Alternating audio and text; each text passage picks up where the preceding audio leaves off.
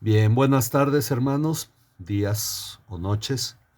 Esta es la lección 6 del curso de Primera a los Corintios y confío en Dios que sea de edificación para cada uno. Tomando como antecedente la lección 5, la pueden ver en su manual. Recordaremos un poco, los corintios tenían problemas con Dios por el hecho de que al participar de la cena del Señor no hacían no lo hacían de manera digna. Ellos menospreciaban el cuerpo de Cristo, es decir, que tenían en menos la relación con sus hermanos en la fe. Por lo tanto, es importante sentar las bases de la relación entre los creyentes en Cristo. De esto es de lo que vamos a hablar. El capítulo 11 es lo que acabamos de mencionar, que es lo que ocurre con la iglesia de Corinto. Ellos menospreciaban la cena del Señor porque tenían en menos la relación con sus hermanos. Esto es el capítulo 11. Ahora vamos a empezar con el capítulo 12 y vamos a abarcar los primeros versículos del capítulo 13 de la carta a los Corintios. Bueno, hay que considerar algo. Solo lo que viene de Dios edifica. Hay un aspecto que vamos a destacar en esta lección que debe quedar en nuestra mente grabada. Dice, en cuanto al tema de lo sacrificado a los ídolos, todos en la iglesia de Corinto tenían conocimiento y por lo tanto abusaban de ello. Esto nos lo señala el capítulo 8 de la carta. Pero respecto del tema de los dones espirituales, parece ser que no todo era claro para ellos. Es por esa razón que Pablo les instruye a fin de que no ignoren sobre este tema. Para empezar, Pablo señala que antes de venir a Cristo éramos arrastrados a los ídolos mudos por ignorancia. Esta es la importancia de entender los asuntos espirituales para no ser arrastrados por engañadores. Así que Pablo deja claro un punto respecto del Espíritu Santo. Quienes reconocen a Cristo como Señor lo hacen porque tienen el Espíritu, y quienes lo maldicen es señal clara de que no lo tienen. Ahora bien, se puede decir que en un cierto modo a veces podríamos ver a gente que no necesariamente tiene el Espíritu diciendo que Cristo es su Señor. Pero hay un aspecto que va a destacar en este pasaje para poder entender esa parte. Para empezar, el asunto del Señor. El término dice la relación esclavo-señor era de uso común en todo el imperio. Así que llamar a Cristo Señor era un término bastante sólido. Es decir, no era algo que para todos fuera un término subjetivo como hoy, que Señor también puede ser un fulano. Entonces dice, de hecho, reconocer el señorío de Cristo llegó a ser la causa principal de persecución de los cristianos en el Imperio Romano debido a que ofendía el señorío de César. Solo podía haber un señor. Y este en español, pues como decimos, ha derivado precisamente en que la palabra señor, pues cualquiera que esté casado o sea de determinada edad le llamamos señor. Y por eso cuando decimos Cristo es el Señor, aunque entendemos que es un asunto de autoridad, no la entendemos en su contexto como inicialmente ocurría al escribirse la carta. Sin embargo, dice, hoy en día muchos llaman Señor a Cristo sin tener el menor interés en servirle. Por lo tanto, a ellos se aplican las palabras de Cristo. Él le dice a los judíos, ¿por qué me llamáis Señor, Señor y no hacéis lo que yo digo? Esto está en Lucas 6:46. Nos dice Wayne Grudem, podrían los corintios haber experimentado cosas bastante extrañas en los cultos religiosos paganos, lo cual quizás incluyera gritos maldicientes durante el éxtasis religioso, o cuestiones donde la gente se mete en un trance o en un supuesto trance. Pero Pablo dice que esto no sucederá en la genuina profecía cristiana. Si alguien parece estar bajo una influencia espiritual y de pronto comienza a maldecir a Jesús, aquello sencillamente no proviene del Espíritu Santo. Eso no sucede cuando se trata de los dones del Espíritu. Y el asunto es que hablar de los dones del Espíritu y en el tiempo de Pablo era un tema que debía quedar claro como hoy nos debe quedar claro a nosotros, porque ha habido movimientos donde en cuanto a los dones se ha abusado y precisamente se ha llevado todo este asunto de trances, de muchos agitamientos, caerse, todo este tipo de situaciones. Bueno, el asunto es que la unidad entre creyentes la brinda el Espíritu Santo, así que primero nos habla de la unidad que hay en Dios. Y dice, aunque hay diversos dones, es decir, que no todos son iguales, solo hay un Espíritu Santo. Y aunque hay muchos ministerios o maneras de servir, se sirve a un mismo Señor. Y también hay muchas operaciones o funciones, pero todo proviene de un mismo Dios. Dentro de la iglesia todos tenemos dones, los que han recibido el Espíritu de Dios, y todos tienen algún ministerio o deberían tener un ministerio, una forma de servir. La palabra ministro significa servidor o en griego diácono. Y se sirve a un mismo Señor. Es decir, esto señalando acerca de Cristo, a quien servimos. Y también hay muchas operaciones o funciones, hay muchos aspectos, evangelismo, misiones, ayuda a los pobres, etcétera. Pero todo proviene de un mismo Dios. Este aspecto de la unidad nos relaciona al Padre, al Hijo, al Espíritu Santo, porque de ellos debemos tomar nosotros el sentido de unidad. Si vamos a entender sobre todo en este contexto el término cuerpo de Cristo, hablando de la unidad de los creyentes, primero debemos entender la parte de la unidad entre el Padre, el Hijo y el Espíritu Santo. Entendemos que los dones y las funciones u operaciones, depende de la versión que lo lean, son variados, pero hay un solo Dios. Es decir, no hay un don exclusivo de Dios, sino que hay muchos dones. La diversidad de dones no debe llevarnos a pensar que hay diferentes Espíritus Santos, que los ministerios son para diferentes Cristos o que las operaciones que realizamos son derivadas de diferentes dioses. Es decir, yo tengo un don de esto, un llamado a esto, pero eso no me hace a mí superior o que lo que Dios tiene para mí es mejor que lo que tiene para otros, o que esto provenga de un Dios distinto o un Cristo distinto, porque a veces pareciera que esa es la mentalidad, pero iremos aclarando esto. Continúo. Como el pasaje se basa en la unidad, nos habla inicialmente de la unidad de Dios. Esto lo hace para introducirnos a la enseñanza de la unidad entre creyentes. A cada creyente les dada la manifestación del Espíritu para provecho. Esto significa que cada uno recibe un don del Espíritu Santo. El propósito de ese don es edificar. Ahora, si eres un creyente en Cristo, si en verdad tú has creído en Cristo como tu Salvador, has recibido el Espíritu de Dios.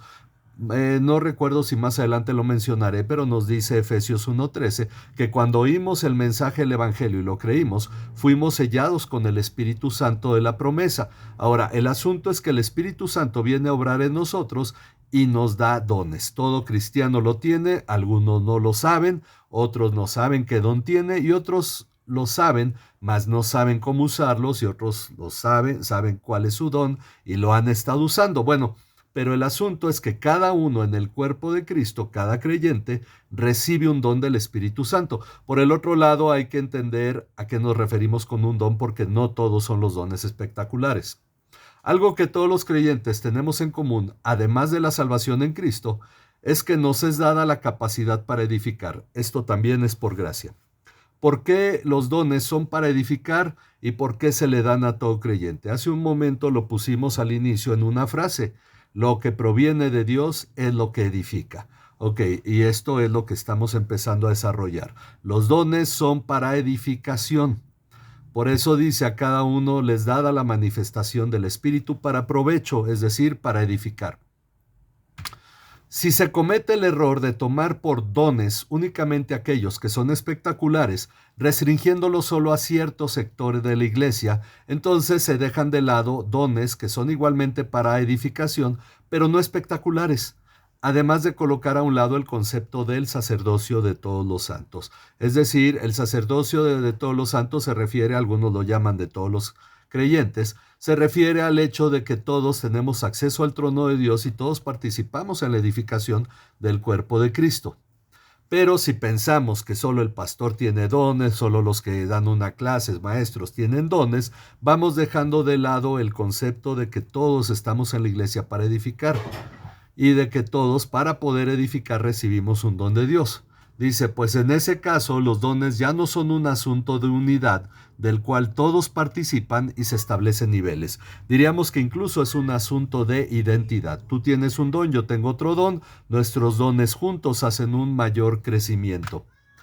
Para entender el propósito de los dones, es necesario que veamos 1 Corintios 12:7, no solo bajo el contexto de este capítulo, sino bajo el contexto de toda la carta. Cada uno recibe la manifestación del Espíritu para provecho.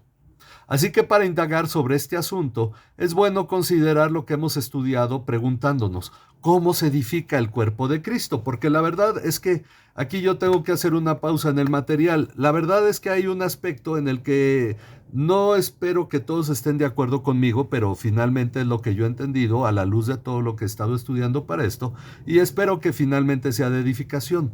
Generalmente enfocamos más la labor de la iglesia en el evangelismo, ganar almas, pero dejamos muy de lado el asunto de que esa gente que vamos a llamar a los pies de Cristo tiene que ser edificada para llegar a la meta, y esa meta es llegar a ser la imagen de Cristo. Y entonces nos enfocamos tanto en evangelismo que se nos olvida que la labor de la iglesia en realidad es edificar a los creyentes para llegar a ser la imagen de Cristo. ¿De qué sirve traer gente a los pies de Cristo y que después de eso su vida se vuelva un caos porque se sienten mal los cristianos porque no están siendo formados a la imagen de Cristo? Ok, los dones son para edificar a los creyentes, a los que se han convertido y a los que ya tienen tiempo y a todos los que han creído en Cristo y han venido a Él. Es cierto, incluso hay don de evangelista que es un don enfocado en los no creyentes.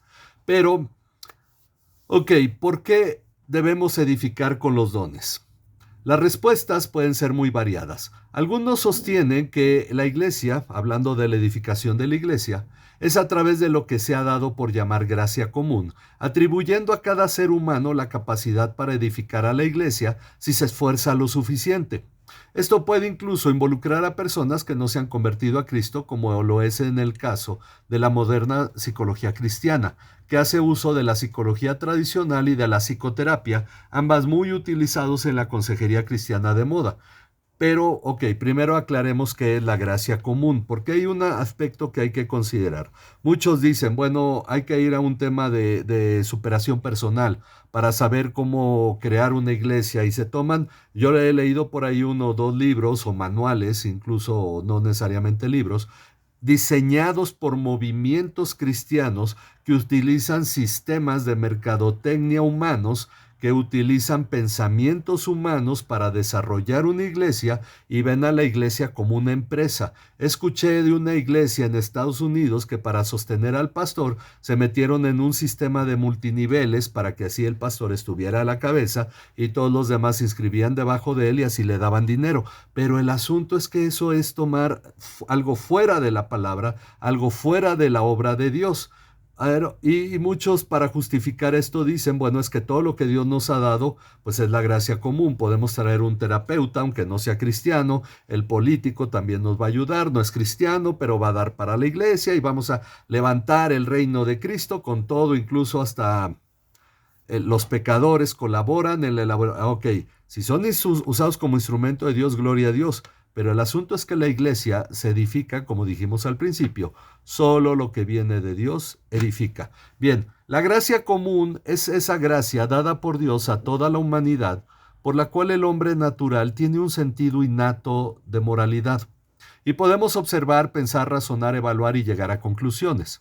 Un ejemplo de esta gracia hacia todos se encuentra en Mateo 5:45, que nos dice, vuestro Padre que está en los cielos, que hace salir su sol sobre malos y buenos, y que hace llover sobre justos e injustos. Esto hablando precisamente de que Dios da a todo el ser humano la lluvia, da el agua, da el crecimiento de sus plantas, y aunque tal vez blasfeman contra Dios, finalmente el sol saldrá sobre ellos y bendecirá su tierra, aun cuando sean enemigos de Dios. Lo que tenemos que entender sobre esto es que la gracia común es la gracia dada a Dios, por la cual la maldad no se ha desbordado, destruyendo todo, porque aunque vivimos en un país donde la maldad es muy evidente y vivimos en un mundo todavía mayor la maldad, sin embargo el mundo sigue funcionando porque es sustentado por Dios. Esa es la gracia común. Ahora, dice, y así como la psicoterapia no puede edificar al creyente, tampoco los demás esfuerzos humanos pueden colaborar para el crecimiento del cuerpo de Cristo. Algo que esta carta ha ido dejando en claro es que la mentalidad del cristiano hace uso de la sabiduría y el poder de Dios y no de la del mundo. Por lo tanto, el cuerpo de Cristo no se ha de edificar con la sabiduría humana, ni siquiera con la sabiduría propia del creyente. Es decir, bueno, yo estudié una carrera de pedagogía, yo sé cómo dar la clase de escuela dominical y a veces consideramos que eso, pues bueno, va a ayudar, puede ayudar, es cierto, pero sin embargo, lo importante es entender el uso de los dones, porque habrá gente como el apóstol Pedro que jamás estudió y sin embargo hizo uso de un desarrollo de se me fue la palabra, bueno, al predicar, hizo uso de la homilética en una forma en que incluso utilizando la historia del pueblo de Israel, pues llevó a las personas a los pies de Cristo. Entendemos que fue la obra del Espíritu de Dios, no la capacidad y habilidad de Pedro, porque a él le tocó hablar a los judíos, a los samaritanos y a los gentiles. Entonces vemos que es finalmente la obra del Espíritu de Dios, son los dones. Dice, pero ¿por qué no edificar con la capacidad humana? ¿Por qué debe ser edificada única y exclusivamente con la capacidad de Dios? La respuesta es gracia, gracia especial. Que la salvación es por gracia, lo entendemos todos los creyentes. De hecho, esa es la parte en la que todos vamos de acuerdo, pero es una realidad que muchos también ignoran, que el resto de la vida cristiana también se vive por gracia. Esto incluye los medios para edificar a la iglesia. A esto hace referencia el apóstol Pablo en su siguiente carta a los Corintios. Les ruego que cuando vaya no tenga que ser tan atrevido como me he propuesto ser con algunos que opinan que vivimos según criterios meramente humanos, pues aunque vivimos en el mundo no libramos batallas como lo hace el mundo. Las armas con que luchamos no son del mundo, sino que tienen el poder divino para derribar fortalezas. Y estoy usando aquí la Nueva Versión Internacional en 2 Corintios 10 del 2 al 4. Bueno, si fuera por nuestra sagacidad, serían las armas del mundo.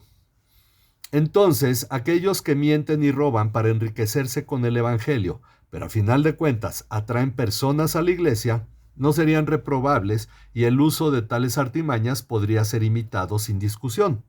En una ocasión platiqué con un pastor estando en la Alianza de Pastores, era el presidente precisamente de la Alianza, se corrieron rumores de que en un evento que él dirigió de la Alianza de Pastores, se había quedado él con dinero y pues platicando ya con él, me dice, bueno, la verdad sí me robé algo de dinero, pero de todos modos esto sirvió para traer gente a los pies de Cristo. Y le digo, bueno, pero no te preocupa que Dios sea el que vea tu corazón y vea lo que estás haciendo. El asunto es cuando tenemos la idea de que el fin justifica los medios. Bueno, tal vez yo pueda mentir. Oí de un joven que para evangelizar jamás había estado en drogas ni en la cárcel, pero quería impresionar a la gente y les decía cómo Dios lo había sacado de las drogas, cómo cayó en la cárcel, estuvo con pandillas, impresionaba a la gente mintiendo para evangelizar. Entonces, el asunto es, todo esto podría ser justificado si finalmente utilizamos artimañas humanas, porque por el otro lado, digo, no todas las personas profesionales diríamos que están mintiendo, pero el asunto es que debemos considerar que la iglesia de Cristo, en su aspecto espiritual, solo puede ser edificada espiritualmente. Dice, debemos considerar que quienes mienten y roban en pro del Evangelio, en realidad piensan en su propio bienestar y no en glorificar a Dios. Generalmente usan a Dios como mero pretexto o instrumento para sus fines egoístas. Hemos visto en Mateo 7, 21 al 23, esa es una parte esencial porque a veces confundimos el asunto de la edificación de la iglesia con nuestra falta de edificación personal. Aquellos que le llaman Señor, Señor a Jesús y en su nombre profetizaron, echaron fuera demonios e hicieron muchos milagros, pero no hicieron la voluntad del Padre que está en los cielos. Ok, este mensaje es para ellos. Estos nunca tuvieron una relación con Cristo, les dice, jamás los conocí. Así que les manda apartarse porque son hacedores de maldad. ¿Por qué razón?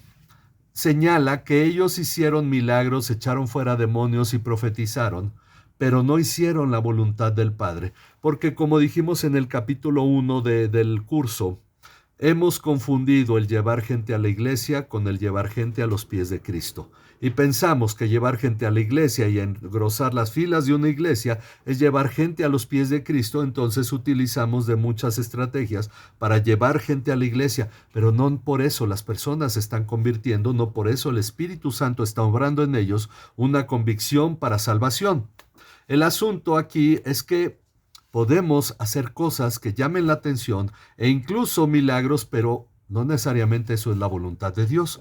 ¿Por qué? Porque podemos hablarle a mucha gente y nosotros mismos no dejarnos ser transformados por Dios, no dejarnos ser tocados. Podemos mantener nuestros hábitos malos delante de Dios, pero hábitos finalmente que no nosotros mantenemos en secreto y vivir una vida que no glorifique a Dios, pero le estamos hablando a la gente y viendo formas de llevarlos a los pies de Cristo.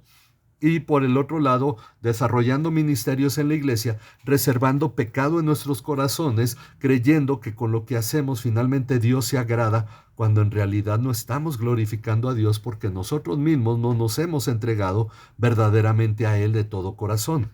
Dice, esto pone de manifiesto que la sagacidad humana en realidad está al servicio de las ambiciones humanas y no de Dios. Porque uno diría, ¿por qué traemos un profesional que no es cristiano para que ayude en el Evangelio?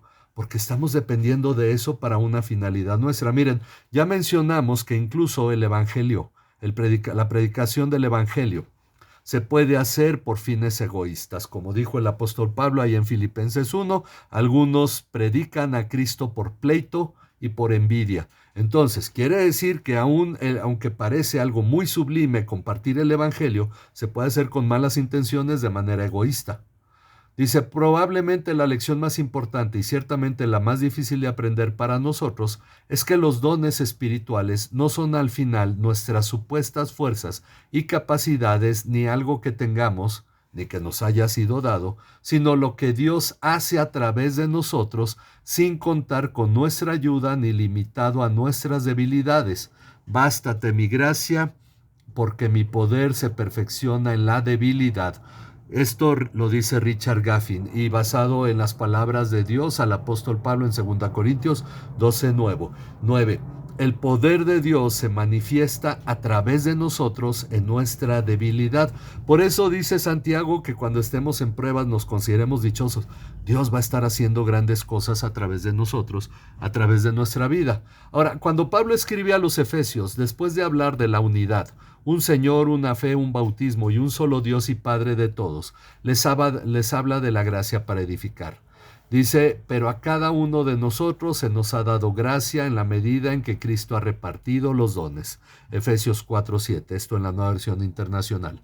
A los filipenses les dice que Dios es quien produce el querer y el hacer, es decir, el deseo y la capacidad para cumplir con su voluntad. Filipenses 2:13.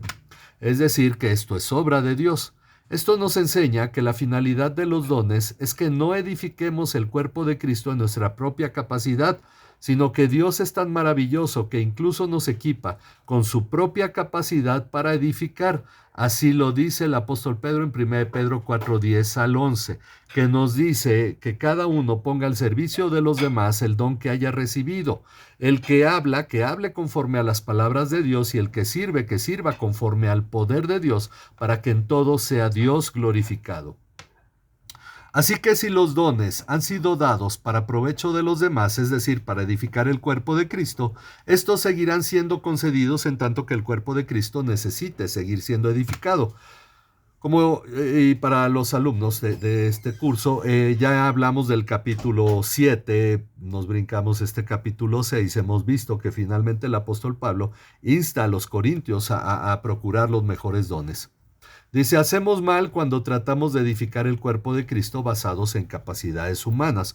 Hay proyectos, se puede sacar dinero del banco, pedir un préstamo, se puede traer supercantantes, se pueden rentar auditorios, llenar el lugar de personas y hacerlo cada domingo, va a rendir frutos, sí, porque es un gran negocio. El negocio de la fe produce muchísimo y sumado al negocio de la música produce muchísimo, pero esto en realidad solo refleja las capacidades humanas.